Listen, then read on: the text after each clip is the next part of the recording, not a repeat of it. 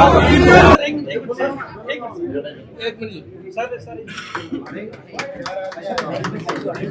बहन कैलाशो सैनी 2 बार सांसद रही हैं, जिला परिषद की चेयरमैन रही हैं, बैकवर्ड क्लासेस लीडर हैं।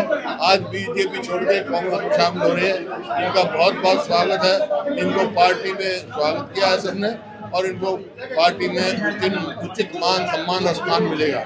और इनके साथ और भी आए चेयरमैन है, तो जिला पंचायत समिति का चेयरमैन और भी बहुत सारे साथी आए। कितने लोग आपको कितने बड़े चेहरे जो है आपके संपर्क में है ना?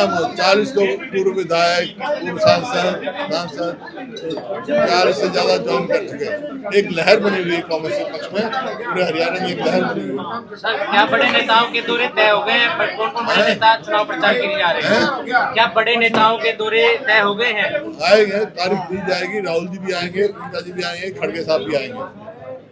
ठीक है। हरियाणा सरकार को लेकर क्या कहना चाहिए कि मुख्यमंत्री तो ये कह रहे हैं कि सरकार को कोई खतरा नहीं है। मुख्यमंत्री कह रहे हैं कि सरकार को कोई खतरा नहीं है। सरकार तो अल्पमत में है। नैतिकता तो यही कहती है इनको इस्तीफा देके, और गवर्नर साहब को हमने ज्ञापन दिया है, असेंबली डिसॉल्व करके चुनाव कराने चाहिए। सर, आखिरी सवाल, आप कहते हैं जेजेपी के साथ उनके सारे विधायक नहीं हैं, जबकि राज्यपाल को जो आपने लेटर लिखा उसमें लिखा कि जेजेपी के 10 विधायक विपक्ष के साथ हैं। हाँ। वास्तविक स्थिति क्या है? वास्तविक स्थिति यह है, विप जारी होगा, सेशन बुलाएंगे, पता लग जाएगा है कि नहीं है, क्योंकि कुछ फॉर सेल है वहाँ। हमने हॉर्स ट्रेडिंग रोकने के लिए कहा है। ये हॉर्स ट्रेडिंग शुरू हो गई, 3 विधायक बनाने से मिल रहे हैं, 2 बढ़ाए। ये हॉर्स ट्रेडिंग का एक संकेत है और हम हॉर्स ट्रेडिंग नहीं चाहते। इस वास्ते हम रेजोल्यूशन मांग रहे हैं। अच्छा, कैलाश सैनी के अलावा और कौन शामिल हुए? आज बहुत शामिल हुए, सारे परिवार, उसके ब्लॉक के सरपंच जो हैं, ये सारे सरपंच बैठे, और मार्केट कमेटी के चेयरमैन है, हमारे साथ ब्लॉक समिति के चेयरमैन है, सरपंच हैं। अच्छा, बीजेपी से और भी कोई है महिला? बीजेपी से कोई और भी है इसके अलावा? और भी है, रोज हो रहे हैं, रोज हो रहे हैं। नाहरपुर से है बीजेपी के नेता ये कह रहे हैं कि कांग्रेस पार्टी गुमराह करके चुनाव लड़ रही है, लोगों को गुमराह करके। गुमराह तो वो कर रहे हैं, अपनी अचीवमेंट नहीं बता रहे। 10 साल में क्या किया। हरियाणा नंबर 1 था प्रति व्यक्ति आय में, प्रति व्यक्ति निवेश में, नौकरी देने में, कानून व्यवस्था में, खेल खिलाड़ी में। आज कृषि में नंबर 1, बेरोजगारी में नंबर 1 है, महंगाई में, अपराध में इतना बढ़ गया, तो देख रहे हैं। कोई अचीवमेंट है नहीं, बस एक ही बात कहने आते हैं उनको। हुड्डा जी के नेतृत्व में आज मैंने कांग्रेस ज्वाइन करी है और हुड्डा जी का बड़ा सफल नेतृत्व 10 सालों में एज ए मुख्यमंत्री यहाँ पर रहा है।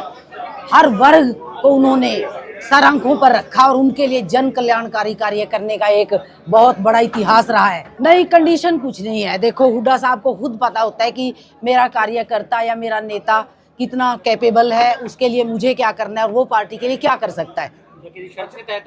जी नहीं, ऐसा कुछ नहीं है। अब चुनाव है, चुनाव के दौरान इस तरह का बदलाव एक साथ नहीं, कोई बात नहीं। मैं तो बहुत पहले से सोच रही थी, जब मौका लगा, जब मुझे टाइम मिला तो मैं आ गई। देखिए, मेरा बहुत पहले से मन था, क्योंकि बीजेपी में वो ना तो जनता की कद्र है और भ्रष्टाचार चरम सीमा पर है, और भी बहुत से ऐसे इश्यूज हैं। संविधान को बदलने की साजिश है, किसानों को लाठियों से पीटा गया, लोकतंत्र को ख़त्म किया गया पूरी तरह से। तो ये काफ़ी इश्यूज हैं जिनको आगे आने वाले समय में देश की जनता को आज वोट की चोट से, अपनी ताकत से उनको हल करना है। आज जनता ही ये चुनाव लड़ रही है।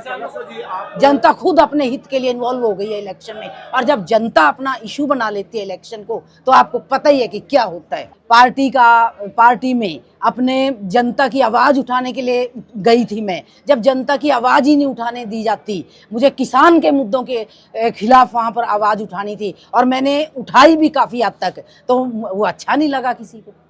तो फिर पार्टी का क्या करें? हमें तो जनता का हित चाहिए, ना कि पार्टी का हित चाहिए। बेहतर तरीके से उठा सकते, या बेहतर तरीके से पूरी खुली छूट है, पहले भी हमने उठाया है और कितने इश्यूज हल करवाए। देर में समझ में आई? नहीं, देर में नहीं समझ आई, बहुत पहले आ गई थी समझ में बहुत पहले आ गई थी। हम यही सोचते रहे कि करेंगे, बदलेंगे, क्योंकि मोदी जी पे थोड़ा सा यकीन था, लेकिन नहीं, वो भी अब चाटुकारों से घिर गए हैं और जनता के हित की कोई परवाह नहीं रही। ना भ्रष्टाचार की तरफ ही कोई ध्यान दिया जा रहा है कि किस तरह से जनता के गाढ़े खून पसीने की कमाई को लूटा जा रहा है। आप देखिए, कांग्रेस का एक छोटा सा दफ्तर है अकबर रोड पर, अब भी चल रहा है, उसमें कोई पैसा नहीं लगाया गया। उसी तरह से बड़े बड़े नेता, यहाँ तक कि प्रधानमंत्री तक वहाँ उसी में बैठते रहे।